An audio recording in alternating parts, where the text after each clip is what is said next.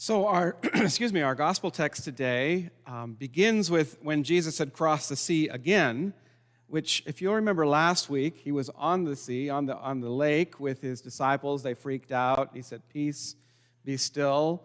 And then there's a story in between. We get this one. He gets to the other side and has this bizarre encounter in which he throws demons into pigs that fly off a cliff. Not fly, but fly off a cliff. And then today's starts when Jesus had crossed again in the boat to the other side. This is from Mark 5. A great crowd gathered around him, and he was by the sea. Then one of the leaders of the synagogue, named Jairus, came, and when he saw him, fell at his feet and begged him repeatedly, "My little daughter is at the point of death. Come and lay your hands on her so that she may be made well and live." So Jesus went with him, and a large crowd followed and pressed in on him. Now, there was a woman who had been suffering from hemorrhages for 12 years.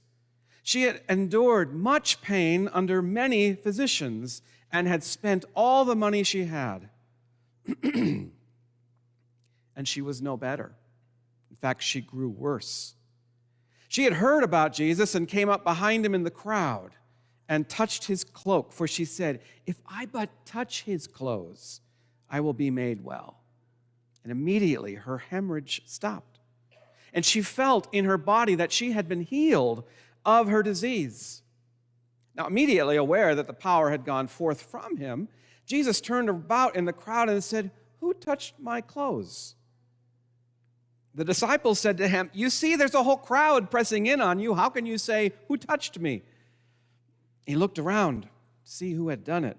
But the woman, knowing what had happened to her, came in fear and trembling, fell down before him and told him the whole truth. And Jesus said, "Daughter, your faith has made you well. Go in peace and be healed of your disease." And while he was still speaking, some people came from the leader's house and said, "Your daughter's dead. Why trouble the teacher any further?" But overhearing what they said, Jesus said to the leader of the synagogue, "Do not fear, only believe." And he allowed no one to follow him except Peter, James, and John, the brother of James. And when they came to the house of the leader of the synagogue, he saw a commotion with people weeping and wailing loudly.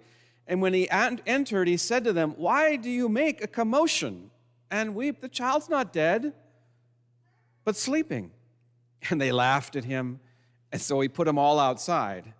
And he took the child's father and mother and those who were with him, and he went in with the child.